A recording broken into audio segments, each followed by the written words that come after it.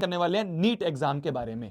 हमारे देश में अगर आपको डॉक्टर बनना है तो सिंगल मेडिकल एंट्रेंस एग्जाम है नीट एग्जाम। ये वीडियो मैं स्पेसिफिकली क्लास 10 से क्लास 11th में जाने वाले बच्चों के लिए बना रहा हूं, क्योंकि क्या होता है ना, हमारे देश में जो बच्चा साइंस लेता है 10th के बाद, उसके सामने दो बहुत फेमस प्रोफेशन डाल दिए जाते हैं कि बेटा या तो तू इंजीनियर बन जा या तू डॉक्टर बन जा। अब होता क्या है ना, बहुत सारे बच्चे, मैक्सिमम बच्चे भेड़ चाल में इन दोनों प्रोफेशन की तैयारी में लग जाते हैं। भेड़ चाल में कि यार मामा ने डॉक्टर की तैयारी करी थी या मौसी ने डॉक्टर की तैयारी थी, बेटा तेरा चाचा डॉक्टर की तैयारी कर रहा था, बेटा तेरा दोस्त डॉक्टर की तैयारी कर रहा है तो तू भी साथ में लग जा। ये बहुत बड़ी गलती है। 10वीं के बाद अगर आप किसी एक स्ट्रीम को चूज कर रहे हो, किसी एक प्रोफेशन में जाने की सोच रहे हो, तो आपको उस प्रोफेशन की इन डेप्थ, उस एग्जाम की इन डेप्थ नॉलेज आज होनी चाहिए। मैं वही कोशिश करूंगा कि जितने भी बच्चे क्लास 10th के बाद डॉक्टर बनने की सोच रहे हैं कि भैया मैं तो साइंस लेकर ना डॉक्टर बनना चाहता हूं, भैया मैं तो साइंस लेने के बाद नीट एग्जाम देके डॉक्टर बनना चाहती हूं, उन बच्चों को उस नीट एग्जाम के बारे में बेसिक बेसिक सारी नॉलेज मैं आपको आज दे दूं। बाकी चीजें तो विद टाइम में आपको मिशन जीत में देता ही रहूंगा। विद टाइम मिशन जीत में हम 2 साल साथ में रहेंगे, हर एक चीज की रिस्पॉन्सिबिलिटी मेरी है, मैं बिल्कुल दूंगा। अभी मैं बिल्कुल बेसिक बेसिक आपको समझा देता हूं जिससे कि आप अपना डिसीजन ले पाओ कि हाँ भैया मेरे को जाना भी चाहिए मेडिकल में या फिर पीसीबी में या नहीं जाना चाहिए। वो डिसीजन आप इस वीडियो के बाद ले पाओगे। बहुत ध्यान से सुनना, बहुत इन डेप्थ वीडियो होने वाली है ना। मेरी जितना एक्सपीरियंस है जेईई और नीट का मैं सारा यहाँ पे मिशन जीत में देने के लिए रेडी हूँ। बस आपका फोकस चाहिए होगा। अगर आप नहीं हो सीरियस, कोई बात नहीं, वीडियो छोड़ के आप जा सकते हो, आप कोई और चीज देख सकते हो। अगर सीरियस हो तो ये 15 20 25 मिनट जितने की ये वीडियो बनेगी, इसको ध्यान से सुन लेना। बहुत सारे क्वेश्चंस हैं आप सभी के दिमाग में कि भैया क्या होता है आखिरकार ये नीट एग्जाम। मैक्सिमम बच्चों को नीट की तो फुल फॉर्म ही नहीं पता होगी। कोई बात नहीं, कोई इतनी गलत गलत कुछ नहीं है, सब चीज पता चल जाएगी, विद टाइम पता चल जाएगी। मैं खड़ा हूं तेरे साथ, शोभित निर्वाण तेरे साथ खड़ा है, ठीक है। व्हाट इज नीट एग्जाम भैया? सिलेबस क्या होता है नीट एग्जाम का? पेपर का पैटर्न क्या होता है भैया? कौन कौन से सब्जेक्ट हमें चूज करने पड़ेंगे भैया? रैंक कैसे होती है? मैंने सुना है भैया रैंक के बेसिस पे कॉलेज मिलता है, तो भैया क्या रैंक होती हैं, क्या कॉलेजेस मिलते हैं उनके बेसिस पे? मेडिकल कॉलेजेस, कुछ भैया गवर्नमेंट मेडिकल कॉलेजेस है, वो भी मैंने सुना है।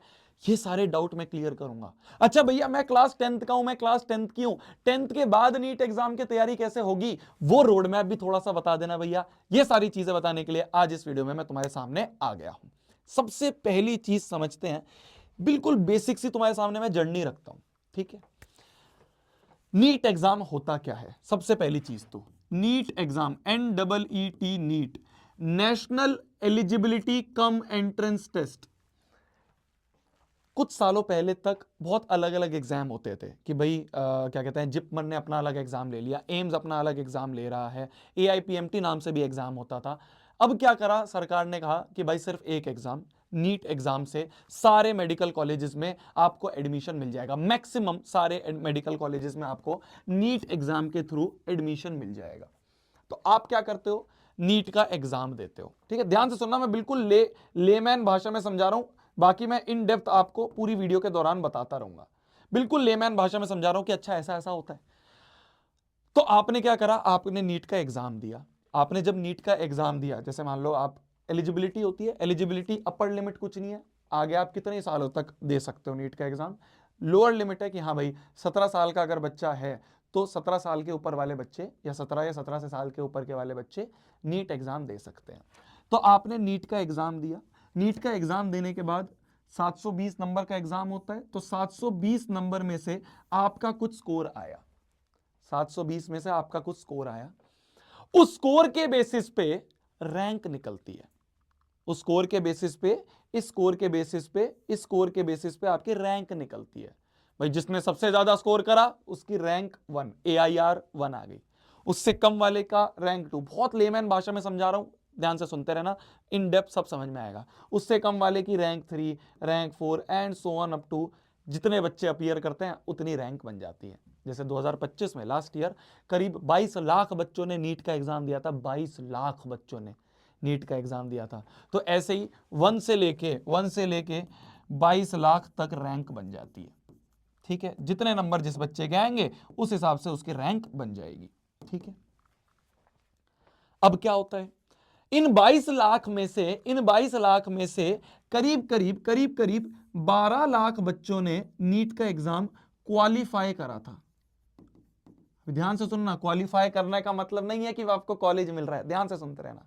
12 लाख बच्चे नीट एग्जाम में क्वालिफाई कर गए थे। ठीक है, हमारे देश में एमबीबीएस की जो सीट है इस समय वो करीब करीब 1.5 लाख है, रफली एक 30 से 1.5 लाख के अराउंड एमबीबीएस की सीट्स है। कितनी, मान लो अप्रोक्सीमेटली 1.4 लाख बोल ले, एमबीबीएस की सीट है। ठीक है, एमबीबीएस की सीट है 1.4 लाख टोटल बता रहा हूं मैं। ठीक है, इनमें से भी सिर्फ और सिर्फ 50 से 60 हजार गवर्नमेंट मेडिकल कॉलेज की सीट है। गवर्नमेंट मेडिकल कॉलेज की सीट है एमबीबीएस की। तो 22 लाख बच्चे बैठे, उन 22 में से 12 लाख तो क्वालिफाई करें हैं, क्या, नीट का एग्जाम क्वालिफाई करें हैं। उनमें से 1.5 लाख के अराउंड बच्चों को एमबीबीएस में एडमिशन मिल जाता है। इस एमबीबीएस में तो प्राइवेट में मिक्स्ड है, खाली सरकारी अगर जाना है आपको तो आपको टॉप के 50 से 60 हजार बच्चों में आना पड़ेगा। टॉप के 50 से 60 हजार बच्चों में आना पड़ेगा अगर आप गवर्नमेंट मेडिकल कॉलेज के बारे में सोच रहे हैं। गवर्नमेंट मेडिकल कॉलेज के बारे में सोच रहे हैं। गवर्नमेंट मेडिकल कॉलेज मतलब भैया, जैसे सबसे बड़ा नाम आपने एम्स सुना होगा, तो वो बिल्कुल ऊपर वाले बच्चों को एम्स मिल जाता है। फिर उसके बाद आपने और बहुत सारे, जैसे दिल्ली में सफदरजंग है, मौलाना आज़ाद है। मेरा एक हॉस्टल का एक हमारे दोस्त है, वो मौलाना आज़ाद में इस समय जो नीट की तैयारी कर रहे थे। तो एक दोस्त है हमारा जो इस समय एम्स पटना में है। तो 12 लाख बच्चे तो क्वालिफाई करे, उनमें से भी गवर्नमेंट मेडिकल सीट सिर्फ 50-60 हजार है ना। टोटल मेडिकल एमबीबीएस सीट जो है वो 1.4 लाख के अराउंड है। तो भैया ये जो बच गए बच्चे, ये क्यों क्वालिफाई कर देते हैं? क्वालिफाई करने का रीजन ये रहता है कि अगर कोई बच्चा नीट क्वालिफाइड है तो वो फिर आगे एमबीबीएस के अलावा आपके जो डेंटल होता है, डेंटल कोर्स में एडमिशन ले सकता है। होम्योपैथी में भी है ना, बीडीएस हो गया, और इसके बाद आपका आयुर्वेदा हो गया। इस तरह के अलग अलग जो तुम्हारे कोर्सेज होते हैं उनमें भी एडमिशन ले सकते हैं, इसलिए वो क्वालिफाई का टैग देते हैं। काफ़ी कॉलेजेस हैं, जैसे कोई बच्चा कोई प्राइवेट मेडिकल कॉलेज में लेना चाहता है तो वहाँ पे वो कहते हैं कि भाई अगर आप क्वालिफाइड हो ना, रैंक आपकी मान लो नीचे है पर आप क्वालिफाइड हो तो आपको एडमिशन मिल जाएगा, है ना। कुछ बच्चे फॉरेन में जाके, तो वहाँ की कुछ यूनिवर्सिटीज़ हैं जो कि नीट के क्वालिफिकेशन, नीट के स्कोर को भी मान लेती हैं। आपको क्या टारगेट करना है, ये सारा क्या है ना, बहुत बड़ा जंजाल है, अभी दिमाग खराब होगा तुम्हारा। तुम्हारा क्या टारगेट होना चाहिए? तुम्हारा तो टारगेट है भैया पापा मम्मी के पैसे ज्यादा नहीं खर्च करवाने। हमारा तो टारगेट है भैया इन 50-60 हजार गवर्नमेंट मेडिकल कॉलेज वाली सीट में आना है। इन 50-60 हजार गवर्नमेंट मेडिकल कॉलेज वाली सीट में आना है, हमारा तो ये टारगेट होना चाहिए। कैपेबिलिटी पे कभी अपने आप को जज मत करना, ठीक है। ध्यान से सुनना मेरी बात को। तुम्हारे चाचा चाची, मामा मामी, मौसा मौसी, दुनिया भर के दोस्त तुम्हारी कैपेबिलिटी पे तुम्हारे बहुत जज करेंगे। तुम्हें अपने आप पे जज नहीं करना है। अगर ठान लिया, पहली बात तो ये वीडियो देख के समझियो कि हाँ मेरे लिए है या नहीं है, और अगर तूने ठान लिया कि हाँ भैया मेरे लिए है, तू कर सकता है, तू कर सकती है, तू आ सकता है इस 50-60 हजार सीट के अंदर। ये 22 लाख जो होती है ना, बहुत भीड़ होती है, बहुत भीड़ होती है। ये इनमें से सीरियस तो 4-5 लाख ही बच्चे होते हैं, बाकी तो ये है कि चलो पापा ने बोल दिया जाके दे दिया एग्जाम, मम्मी ने बोल दिया जाके दे दिया। अगर तुम एक सीरियस एस्पिरेंट हो तो 5-6 लाख बच्चे ही हैं जिनके साथ तुम्हारा कंपटीशन होगा। उनमें से भी और सीरियस जो है वो 3-4 लाख बच्चे ही, 2-3 लाख बच्चे ही हैं। क्या मेरी बात समझ में आ रही है? तो अगर ठान लिया, कर सकते हो। हमें टारगेट करना है कि हमें तो भैया इन गवर्नमेंट मेडिकल कॉलेज में आना है, क्योंकि यार प्राइवेट मेडिकल कॉलेजेस की फीस ही 1 करोड़ से ऊपर जाती है। तो हमें तो भैया गवर्नमेंट मेडिकल कॉलेजेस में जाना है, ये टारगेट हमारा होना चाहिए। ये मैंने तुम्हें बेसिक सा एक रोड मैप बताया कि नीट एग्जाम के बाद मार्क्स आते हैं, मार्क्स के बाद रैंक आती है, रैंक के हिसाब से आपके कॉलेजेस मिलते हैं। अब आ जाते हैं आज के दिन पे। अरे अभी तो 10th में हो ना, अभी तो 10th में हो ना, तो भैया 10th के बाद क्या सीन रहेगा, 10th के बाद क्या रोड मैप रहेगा, उसकी बात करते हैं। नीट एग्जाम तो चलो जब 11वीं 12वीं हो जाएगी उसके बाद देना है, अभी 10th के बाद क्या करना है उसके बारे में बात कर लेते हैं। देख लो, ध्यान से सुन लो। अगर आपने क्लास 10th अभी पास कर ली, ठीक है, ऑब्वियस सी बात है कर लोगे, क्यों नहीं करोगे।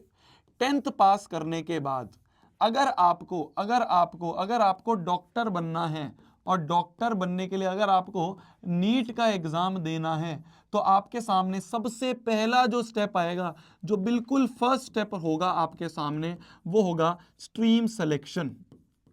वो होगा स्ट्रीम सिलेक्शन। आपको स्ट्रीम सेलेक्ट करने का ऑप्शन दिया जाएगा कि भैया बताओ 11वीं 12वीं कौन सी स्ट्रीम में पढ़ना चाहते हो। तो अगर आप नीट का एग्जाम देना चाहते हो तो 11वीं 12वीं में आपको कौन कौन से सब्जेक्ट लेने हैं? आपको फिजिक्स लेना है, आपको केमिस्ट्री लेना है, बायोलॉजी लेना है, एक आपकी इंग्लिश हो गई, और एक और फिफ्थ सब्जेक्ट हो सकता है मैथ्स। मत ले लेना गलती से भी। मैं आपको ये पर्सनल एक्सपीरियंस बता रहा हूं। मैंने बहुत सारे बच्चे देखे हैं जो ये सोचते हैं भैया मैं तो क्या करूंगा, पीसीएमबी ले लूंगा। ध्यान से सुन लो, 10th और 11th को कंपेयर मत करना कि भैया जैसे 10th निकाल देती वैसे ही 11th निकाल दूंगा, वैसे ही 11th निकाल दूंगी। नहीं, मैथ्स अपने आप में एक बहुत बड़ा सब्जेक्ट है, बायो अपने आप में एक बहुत विशाल सब्जेक्ट है। दो नाव पे पैर रखोगे तो गिरोगे। ये मेरे को एज अ बड़ा भाई, मैं तुम्हें ज्यादा एक्सप्लेनेशन नहीं दूंगा। अगर शोभित भैया पे ट्रस्ट करते हो, अगर शोभित भैया पे विश्वास करते हो, थोड़ा सा भी मेरे को बड़ा भाई की तरह मानते हो, गलती से भी पीसीएमबी में मत भाग जाना। एक तरफ जाओ, या तो पीसीएम में जाओ या पीसीबी में जाओ, एक तरफ जाना है। दो नाव पे पैर नहीं रखने हैं। बहुत बड़ी बड़ी नाव है दोनों, गिर जाओगे, कुछ नहीं कर पाओगे। जो ये सोचते हैं ना, मैं फिर बोल रहा हूं, मतलब ऐसा एक्सपेक्ट क्या कहते हैं उसे, एक्सेप्शन होंगे 1-2% बच्चे कुछ कि दोनों कर लेंगे।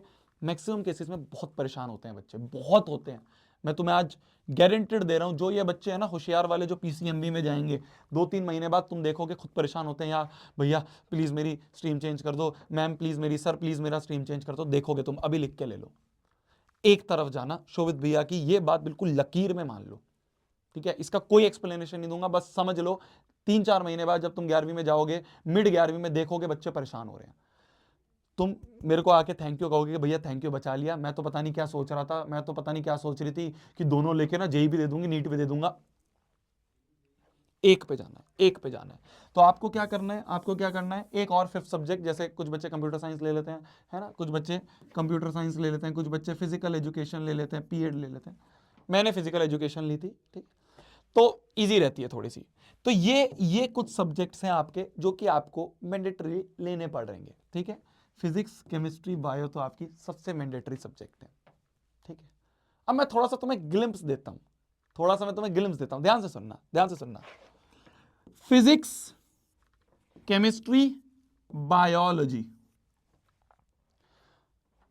9th-10th में जो तुमने फिजिक्स पढ़ी थी उससे बहुत बड़ी फिजिक्स होने वाली है, बहुत बड़ी फिजिक्स होने वाली है। आप पढ़ोगे क्या स्पीड से गाड़ियां भागती हैं, है ना, किस एंगल पे रेन आती है ना, और एक बॉडी है जो ऊपर से रोल करती हुई आ रही है, एक डिस्क है जो ऊपर से रोल करती हुई आ रही है, उसकी स्पीड निकालो, उसका एंगल निकालो, बहुत सारी मैथमेटिक्स इन्वॉल्व होने वाली है उसमें। अब बच्चे का यही क्वेश्चन आता है कि भैया आप बोल तो रहे हो, आप बोल तो रहे हो कि मैथ्स मत लेना, पर भैया मैंने सुना है फिजिक्स में भी मैथ्स का यूज होता है। मैंने तो ये सुना है भैया फिजिक्स में भी मैथ्स का यूज होता है। तो भैया बिना मैथ्स लिए कैसे करेंगे? मैथ्स का बहुत बेसिक यूज होता है, ठीक है? एक चैप्टर होता है, हम भी तुम्हें करवाएंगे, मिशन जीत में भी तुम्हें करवाया जाएगा। एक एक चैप्टर होता है जिसे कहते हैं बेसिक मैथमेटिक्स। ध्यान से सुनना, बहुत इंपॉर्टेंट चीज बता रहा हूं, ये बच्चे नहीं समझ पाते हैं। बच्चे यही कॉन्ट्राडिक्शन, यही क्या कहते हैं पॉइंट दे के मेरे को कहते हैं कि भैया इसलिए तो पीसीएमबी ली थी क्योंकि मैथ्स भी आती है फिजिक्स में। एक चैप्टर है बेसिक मैथमेटिक्स, 3-4 घंटे का चैप्टर है बस। मिशन जीत में करवाएंगे तुम्हें, तुम टेंशन मत लो। अगर तुमने खाली ये पढ़ लिया ना, तो इस बेसिक मैथमेटिक्स में वो सारी मैथमेटिक्स कवर हो जाएगी जो कि फिजिक्स में लगने वाली है। तो मतलब बस 3-4 घंटे की थोड़ी सी मैथमेटिक्स सीखनी है, वो मैथमेटिक्स हम तुम्हें सिखा देंगे, तुम फिजिक्स के लिए रेडी हो जाओगे। क्या मेरी बात समझ में आई? तो इसलिए मैथ्स अलग से नहीं लेनी। क्या करना है? बेसिक मैथमेटिक्स का जो लेक्चर पढ़ाया जाएगा मिशन जीत में वो पढ़ना है। क्लियर है? क्लियर है, ठीक है, कोई दिक्कत नहीं है, कोई परेशानी नहीं है, बहुत बढ़िया। तो फिजिक्स में हम इस तरह की चीजें पढ़ेंगे। इलेक्ट्रिसिटी तुमने पढ़ी है 12th में, तुम वैसे ही एक इलेक्ट्रिसिटी का थोड़ा सा बड़ा रूप पढ़ोगे, है ना। आपने वो पढ़ा है कॉनकेव कॉन्वेक्स मिरर पढ़ा है ना, वो थोड़ा सा और एडवांस लेवल का पढ़ोगे, है ना। आप क्या कहते हैं स्ट्रिंग के बारे में पढ़ोगे, आप पानी के बारे में पढ़ोगे, है ना। उसके अंदर भी अलग अलग चीजें, बहुत सारी चीजें हैं जो कि आप पढ़, गैसेस के बारे में पढ़ रहे, तो ये सारी चीजें हैं जो कि आप पढ़ रहे होगे। क्लियर है जी, क्लियर है। ये हो गया फिजिक्स के बाद। मैं तुम्हें जस्ट थोड़ा सा ऐसे ओवरव्यू दे रहा हूं, बेसिक बेसिक कि क्या क्या तुम पढ़ने वाले हो। अब अगर मैं बात करूं तुम्हारे केमिस्ट्री की, तो केमिस्ट्री क्या क्या है ना, 3 पार्ट हो जाते हैं। केमिस्ट्री 3 भागों में डिवाइड हो जाती है। एक भाग होता है ऑर्गेनिक केमिस्ट्री, एक भाग होता है फिजिकल केमिस्ट्री, और एक भाग होता है इनऑर्गेनिक केमिस्ट्री। एक ऑर्गेनिक, एक इनऑर्गेनिक और एक फिजिकल, ठीक है। ऑर्गेनिक केमिस्ट्री क्या हो गया? ऑर्गेनिक केमिस्ट्री हो गया जो केमिकल रिएक्शंस पढ़ते हो तुम, है ना। सबसे पहले चैप्टर 10th में पढ़ा था ना, केमिकल रिएक्शन इक्वेशन पढ़ रहे होगे अभी तुम एग्जाम के लिए। उन्हीं की बहुत सारी इक्वेशंस पढ़ने वाले हैं, है ना। ऐसी बहुत सारी रिएक्शंस पढ़ेंगे। ये होती हैं रिएक्शंस जो होती हैं सारी, वो ऑर्गेनिक में पढ़ाई जाती है। जस्ट ओवरव्यू दे रहा हूं। फिजिकल में मोल कॉन्सेप्ट, 9th में पढ़ा था मोल कॉन्सेप्ट। मोल कॉन्सेप्ट को ही अपन बहुत आगे तक पढ़ रहे होंगे, मतलब 2 साल अपन मोल कॉन्सेप्ट के आगे आगे आगे आगे करके बहुत सारी चीजें पढ़ेंगे। थोड़ा बहुत इसमें कैलकुलेशंस इन्वॉल्व होती है, वो कैलकुलेशंस भी यहाँ पे कवर हो जाएंगी, कोई टेंशन लेने की जरूरत नहीं है। इनऑर्गेनिक केमिस्ट्री की अगर बात करें तो इनऑर्गेनिक केमिस्ट्री में हम पढ़ते हैं पीरियोडिक टेबल के बारे में। पीरियोडिक टेबल के जो एलिमेंट्स है ना, उनके बारे में हम इनऑर्गेनिक केमिस्ट्री में पढ़ते हैं। क्लियर है, बहुत बढ़िया। अब आ जाते हैं बायोलॉजी में। बायोलॉजी भी जो है, बायोलॉजी भी आपकी 2 पार्ट में डिवाइड हो जाती है। एक होती है आपकी जूलॉजी और एक होती है आपकी बॉटनी, ठीक है। जूलॉजी, जू जू जू जू मतलब, जू मतलब एनिमल, है ना। जू में तो एनिमल्स ही होते हैं, तो अपन इस तरह से मतलब बोल सकते हैं। तो इसमें हम एनिमल्स के बारे में पढ़ते हैं और बॉटनी में हम प्लांट्स के बारे में पढ़ते हैं, ठीक है। तो बायोलॉजी भी आपकी 2 पार्ट में डिवाइड हो जाती है 11th में जाने के बाद, ठीक है जी। तो फिजिक्स बता दिया मैंने, केमिस्ट्री बता दिया मैंने, बायोलॉजी बता दिया मैंने, इंग्लिश तो चलो तुम्हें पता ही है बचपन से, और फिजिकल एजुकेशन में दौड़ना भागना सब सीखते हैं। कंप्यूटर साइंस में हम कंप्यूटर के बारे में कोडिंग वगैरह थोड़ी बहुत सीखते हैं, बेसिक लेवल की। ये हो गया आपका स्ट्रीम सिलेक्शन। जो बहुत बड़ा एक डाउट होता है बच्चे को कि भैया मेरे को, भैया नीट का एग्जाम की तैयारी करनी है, कौन कौन से सब्जेक्ट लेने चाहिए। मैंने बता दिया तुम्हें कौन कौन से सब्जेक्ट तुम्हें लेने चाहिए। तो अब क्या होगा, मैं तुम्हें तुम्हारी जर्नी के साथ लेते हुए चल रहा हूं। तो तुमने जी 10वीं के बाद अपने अच्छे एग्जाम के स्कोर करे, स्कोर करने के बाद तुम्हारा रिजल्ट आया, तुमने स्ट्रीम सेलेक्ट करा, स्ट्रीम सेलेक्ट करने के बाद तुमने 11वीं में एडमिशन ले लिया।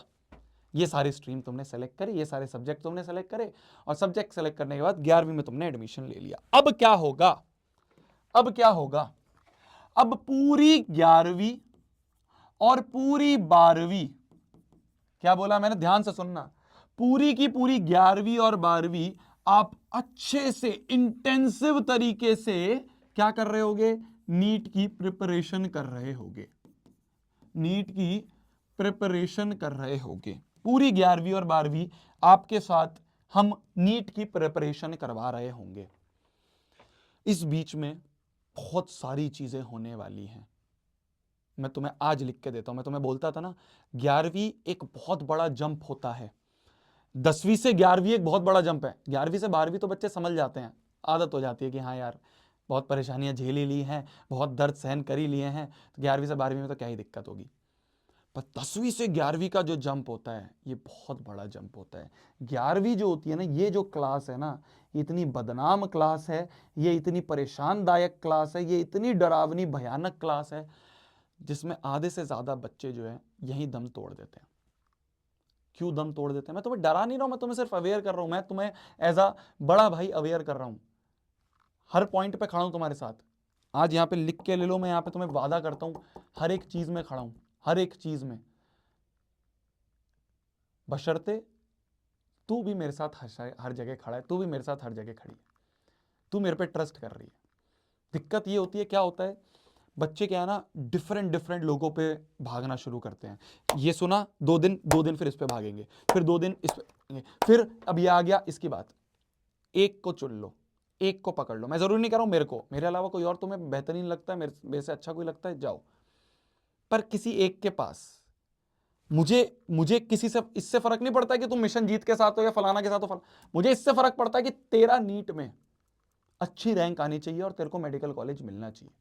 मेरे को इस चीज से फर्क पड़ता है। किसी से भी पढ़, कहीं से भी पढ़, नहीं कह रहा हूं मैं मिशन जीत से पढ़ियो, मत पढ़ियो बिल्कुल भी। तेरे को लगता है यहां से अच्छा कुछ और है, वहां से पढ़ियो। एट द एंड तेरे को बस ये दिमाग में रखना है कि तेरा एडमिशन होना चाहिए। क्या मेरी बात क्लियर हो गई? और अगर तू मेरे पे विश्वास करेगा तो मैं ये वादा करता हूं तेरा ट्रस्ट नहीं तोड़ूंगा, 1% नहीं तोड़ूंगा, ये भरोसा नहीं तोड़ूंगा। हर चीज जी जान लगा दूंगा अपनी मिशन जीत में, नीट की तुम्हारी तैयारी के लिए। इस 11वीं में जितनी भी तुम्हें परेशानियां आएंगी, अरे बहुत सारी आती हैं यार, सिलेबस इतना बड़ा हो जाता है। मैं खुद 11वीं मेरी बर्बाद थी, इतना सिलेबस ज़्यादा हो जाता है, समझ नहीं आता है, टेस्ट में कम नंबर आ रहे हैं, है ना, बच्चा डिप्रेशन में आ रहा है, उसको पता नहीं चल रहा है, मोटिवेशन नहीं मिल पा रही है यार, क्यों, कैसे कैसे इन बैकलॉग्स को खत्म करूं। वो गाइडेंस देने के लिए कोई है ही नहीं, वो तरीके से बताने के लिए कोई है ही नहीं। सबको बस इस चीज की पड़ी है, सिलेबस कंप्लीट करवा देते हैं, सिलेबस कंप्लीट करवा के बैच कंप्लीट हो गया। अरे तुम्हारा तो बैच कंप्लीट हो गया, उस बच्चे का कोई हुआ है? उस बच्चे का तो सिलेबस बचा हुआ है ना, उस बच्चे के तो बैकलॉग बन गया है ना। उसको तो बता दो एटलीस्ट पढ़ना कैसे है, उसको तो बता दो एटलीस्ट तैयारी कैसे करनी है। एटलीस्ट ये जो तुमने इतना बड़ा पहाड़ दे दिया 11वीं का, इस 11वीं के पहाड़ को सहन कैसे करना है ये तो बता दो। वो बताने के लिए तेरे शोभित भैया खड़े हैं। तो ये जो 11वीं है ना, 11वीं से 12वीं आसान रहती है, 12वीं ईजी है। 10वीं 11वीं जो है ना, ये 11वीं में तुम्हें दिक्कतें आएंगी। और वो सारी दिक्कतें, चाहे वो बैकलॉग्स हो जाएं, चाहे वो तुम्हारी मॉड्यूल्स हो जाएं, चाहे तुम्हें टीचर में किसी में दिक्कत आ रही है, मैं खड़ा हूं चेंज करूंगा, मैं खड़ा हूं चेंज करूंगा। आज तुम्हें लिख के देता हूं, हर चीज में तुम्हारे साथ खड़ा रहूंगा। ठीक है, तो आगे बढ़ते हैं। 11वीं 12वीं आपकी जो है ये पूरी नीट की प्रिपरेशन में जा रही होगी, पूरी नीट की इंटेंसिव ट्रेनिंग होगी आपकी। 11वीं में आप अच्छे से पढ़ोगे। अब क्वेश्चन ये आता है बच्चों का कि भैया ठीक है, ये सब तो हो गया, ये सब तो हो गया, क्वेश्चन आ रहा है भैया स्कूल का क्या, स्कूल के एग्जाम्स का क्या होगा? भैया देखो मेरी जान, इस लेवल की तैयारी कर रहे हो ना, मैं बिल्कुल तुम्हें हार्श डायरेक्टली बोल रहा हूं, मैं नहीं डर रहा हूं कुछ भी बोलने से। अगर इस लेवल की तैयारी कर रहे हो ना, तो इस लेवल का तो क्रैक कर ही लोगे। हाँ, अगर इस लेवल की तैयारी में दिक्कत है, इस लेवल की तैयारी में तुम ढीलापन छोड़ रहे हो, फिर तो स्कूल भी नहीं हो पाएगा। मैं जब अपनी 11वीं 12वीं में था, जब मेरा 12वीं का बोर्ड का एग्जाम आया था, तो मेरे पास मात्र 1 महीना था बोर्ड एग्जाम की तैयारी करने के लिए। 1 महीना भी मेरे को ज्यादा लग रहा था, मेरा तो 10 दिन में हो गया थी तैयारी। फिजिक्स में आई स्कोर 92, मैथ्स में आई स्कोर 95, मैं जेई की तैयारी कर रहा था तो मैथ्स मेरे पास थी, मैथ्स में आई स्कोर 95, केमिस्ट्री में आई स्कोर 90 के अराउंड, बहुत अच्छा स्कोर आ गया था। मेरे को 100/100 लाने भी नहीं थे, मेरा तो मेन गोल यही था, 75% से ऊपर आ जाए बहुत है ना। तो मैं वही बोल रहा हूं तुम्हें, अगर तुम इस लेवल की तैयारी कर रहे हो तो स्कूल लेवल तो होता रहेगा, उसकी टेंशन मत लो। और मिशन जीत में भी मैं तुम्हें यहाँ पे आश्वासन देता हूं, मैं तुम्हें यहाँ पे गारंटी दे रहा हूं, साथ साथ में वो टीचर जो भी हम लाएंगे, जो भी हम बेहतरीन टीचर लाएंगे, एक एक ऐसा टीचर सेलेक्ट कर रहे हैं, एक एक ऐसा व्यक्ति सेलेक्ट कर रहे हैं, तुम देख के कहोगे कि हाँ यार भैया आप लगे हो सही में इस मिशन पे, आप दिख रहा है।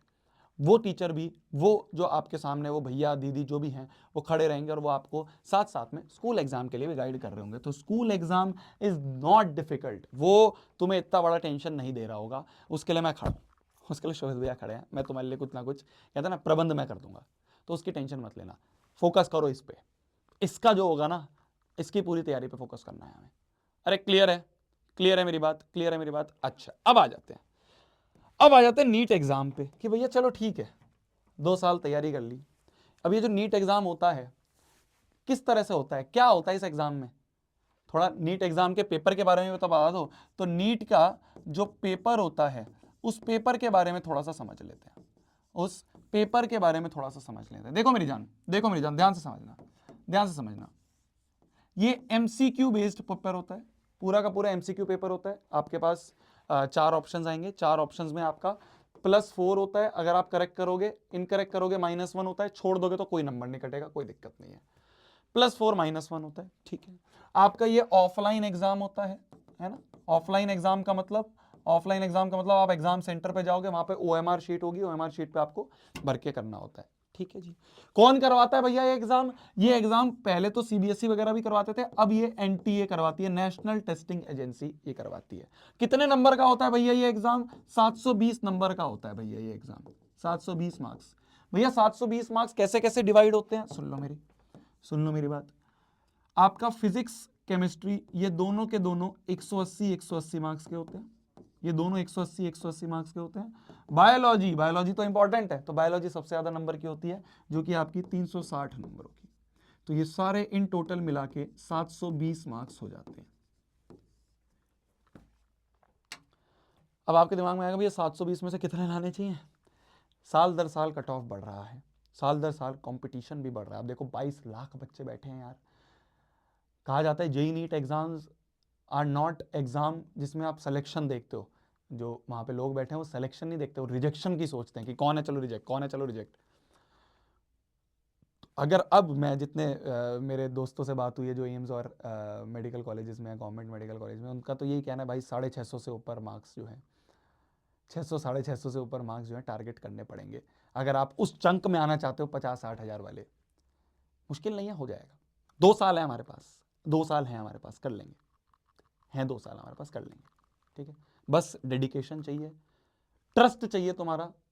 वो ट्रस्ट मैं नहीं तोड़ूंगा, इसकी मैं गारंटी देता हूं, मैं लिख के दे सकता हूं।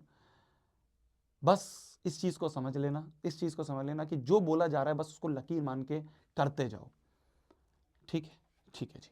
तो ये हो गया आपका मार्क्स का डिस्ट्रीब्यूशन, मैंने तुम्हें बता दिया। भैया कितने घंटे का एग्जाम होता है भैया? ये 3 घंटे का एग्जाम होता है मेरी जान। 3 घंटे आपको मिले जाते हैं, 3 घंटे में आपको ये पेपर सॉल्व करना होता है। ठीक है, कब होता है भैया? भाई जैसे तुम 12वीं हो जाती है, 12वीं के बाद ये मई में आपका एग्जाम होता है, मतलब डेट निकलती है, डेट के हिसाब से आपका एग्जाम होता है। उसके लिए एप्लीकेशन फॉर्म भरवाया जाता है, तो वो सब 12वीं के टाइम पे भरवाया जाएगा। अभी उसकी टेंशन नहीं लेनी है हमें। अभी तो हमें 10वीं के बाद जो हम स्ट्रीम सेलेक्ट कर रहे हैं, और स्ट्रीम सेलेक्ट करने के बाद 11वीं जो है, उस 11वीं की टेंशन लेनी है। मैं तुम्हें फिर बोल रहा हूं, ये सारी चीजें सेकेंडरी हैं। ये सारी की सारी चीजें जो मैं बता रहा हूं यहां पे, ये सारी की सारी चीजें सेकेंडरी चीजें हैं। इस पॉइंट पे अगर तुमसे कोई मेरे से कोई पूछे कि इस पॉइंट पे बच्चे को क्या फोकस करना चाहिए, सिर्फ और सिर्फ अगली जो 11वीं आ रही है ना, इस 11वीं पे फोकस करना है। इस 11th को अगर तुमने फोकस करके अच्छे से कर दिया ना, 1-2 साल है यार, ये सारी चीज़ तो समझ जाएंगे। अभी तो ये तो बहुत बेसिक बेसिक चीज़ बताई, इसमें भी बहुत बहुत डीप है ना। आपका बायोलॉजी भी, जोलॉजी और बॉटनी आ जाती है, उसका भी 106। तो ऐसे करके बहुत सारी चीज़ें हैं, ये विद टाइम हम समझते रहेंगे। मैंने तो तुम्हें बेसिक स्ट्रक्चर बता दिया कि अगर तुम डॉक्टर बनना चाह रहे हो इंडिया में, है ना, तो तुम्हें नीट एग्ज़ाम का टारगेट रखना है, नीट एग्ज़ाम को क्रैक करना है, और अच्छे नंबरों से क्रैक करना है, अच्छी रैंक से क्रैक करना है। मेरी तरफ से, मिशन जीत की तरफ से तुम्हें जो गाइडेंस चाहिए, जो चाहिए, तुम कमेंट सेक्शन में लिखो। मैं 24/7 खड़ा हूं तुम्हारे साथ। अब ये एक मिशन है, ठीक है। अब ये क्या है ना, जब तुमने देखा होगा जिस दिन हमने मिशन जीत का लॉन्च करा था, अब ये ईगो की बात है। अब क्या है ना, इन्होंने पर्सनल अटैक करा। मैं दिखाऊंगा कि कैसे बच्चों को बेस्ट से बेस्ट तैयारी कराई जाती है। मैं दिखाऊंगा कैसे बच्चों को हर एक प्रॉब्लम्स और ये गंदे कामों के अलावा नॉर्मल तरीके से भी एक अच्छा टीचर बन के भी पढ़ाया जा सकता है। ठीक है, जो चाहिए मेरे को कमेंट सेक्शन में बताओ। मैं हर चीज़ के लिए रेडी हूँ, मैं हर चीज़ करने के लिए तैयार हूँ, मैं अपना पूरा देने के लिए तैयार हूँ। जितना कमाया सारा लगाने के लिए हम तैयार हैं। तुम्हारा सिलेक्शन चाहिए मुझे बस। तुम जो सपना लेके बैठे हो, तुम्हारा जो मन में है, तुम्हारे जो पेरेंट्स सपना लेके बैठे हैं कि मेरे बच्चा, मेरा बच्ची डॉक्टर बन जाए, मेरे बच्चे वो सफ़ेद कोट पहन ले, उस सपने के लिए मैं लगा हुआ हूँ। अब मैंने अपनी जीवन लगा दिया है बस अब। ठीक है, तुम्हारी तरफ से जो सपोर्ट की नीड है बस वो देते रहना यार। हाँ, लग जाओ अब, लग जाना बस। ठीक है, 10वीं का बोर्ड का एग्ज़ाम दो, 10वीं के बोर्ड के एग्ज़ाम के बाद मिशन जीत खड़ा है तुम्हारे लिए। बस मैं वो ट्रस्ट नहीं तोड़ूंगा, मैं फिर बोल रहा हूँ, गारंटी देता हूँ वो नहीं तोड़ूंगा। तुम्हारी तरफ से बस डेडिकेशन चाहिए होगी, तुम्हारी तरफ से बस ये चाहिए होगा। एक बेसिक सी चीज़ बताता हूँ, ध्यान से सुनना, आखिरी पॉइंट बता रहा हूँ। बच्चे क्या होते हैं ना, 11वीं में जाते ही ये सोचने लग जाते हैं कि यार मैं ये भी कर लेता हूँ, ये बुक भी कर लेता हूँ, वो बुक भी कर लेती हूँ, इस कोचिंग में भी एडमिशन ले लेता हूँ, उस कोचिंग का मॉड्यूल भी ले लेता हूँ। तुम देखोगे ऐसे ऐसे तुम्हारे आसपास सारे जीव जितने भी हैं, जितने भी जीव जंतु तुम्हारे आसपास नीट के एस्पिरेंट होंगे, सब यही कर रहे होंगे। 99% बच्चा यही कर रहा होगा, 100 जगह भाग रहा होगा। मैं तुम्हें, ये उस बच्चे ने बोला है जिसकी रैंक 200-300 रैंक थी, एम्स में उसका एडमिशन होता, उस बच्चे ने बोला ये कि अपने गुरु को, जो आपका टीचर है, उसकी बातों को लकीर मान लो। जो क्लास में पढ़ाया जा रहा है, जो होमवर्क दिया जा रहा है, बस इतना भी कर लोगे ना, तो तुम उन 99% भीड़ से आगे होगे। मैंने तुम्हें बिल्कुल आसान तरीका बता दिया है क्रैक करने का, बिल्कुल आसान। जो मास्टर हैं, जो टीचर हैं, उन पे कहीं भी पढ़ रहे हो, मैं फिर बोल रहा हूं तुम्हें, मैं यहां पे बेचने नहीं आया हूं यार। क्या बेचूं, अभी तो कुछ है ही नहीं। क्या बेचूं, अभी तो कुछ है ही नहीं। अभी तो टीचर भी नहीं है, कुछ भी नहीं है, अभी तो सब इनिशियल लेवल पे है, सबकी तैयारी चल रही है। मैं तुम्हें बस ये बताना चाहूँ, यहाँ जाओ, वहाँ जाओ, कहीं और जाओ, तीसरी जगह जाओ, ऑफलाइन जाओ, जहाँ भी जा रहे हो जाओ, बस जहाँ भी जा रहे हो उस पर 100% ट्रस्ट करना, उसको पूरा गुरु मान के अगले 2 साल समर्पित कर देना। अगले 2 साल बाद तुम देखोगे तुम इन इन इन गवर्नमेंट मेडिकल कॉलेज में बैठे हो, इन गवर्नमेंट मेडिकल कॉलेज में बैठे हो। बस जितना जितना बोला जा रहा है टीचर, बस उतना उतना करते रहो यार, बस उतना उतना करते रहो। हमारे मास्टर कहते थे कि अगर आपको उसके बाद भी एक्स्ट्रा टाइम मिल रहा है, मतलब आप वो सही से नहीं कर रहे हो, क्योंकि वो ही बहुत ज्यादा होता है यार। रेगुलर नोट्स रिवाइज करने, रेगुलर डीपीपी करने, रेगुलर मॉड्यूल करने, रेगुलर टेस्ट अटेम्प्ट करने, रेगुलर सैंपल पेपर्स करने, रेगुलर होमवर्क करना, रेगुलर बहुत सारी चीजें हैं। अगर उतना भी कर लोगे ना रोज का, तो तुम्हें एक्स्ट्रा टाइम मिलेगा ही नहीं। एक्स्ट्रा टाइम मिलेगा नहीं तो 100 चीज़ों के बारे में सोचोगे नहीं। Thank you so much. I hope आपको चीज़ें समझ में आई हो। कुछ और चीज़ चाहिए मेरे को बिल्कुल बताना कमेंट सेक्शन में, मैं खड़ा हूँ तुम्हारे साथ। ठीक है जी, all the very best, all the very best. अच्छा होगा, पक्का अच्छा होगा। शोभित भैया, मिशन जीत तुम्हारे साथ खड़ा है। इस जंग को जीतने के लिए मिशन जीत तुम्हारे साथ खड़ा है। Good night, take care. खाना खा लो, अभी मैं भी खाना खा लेता हूँ।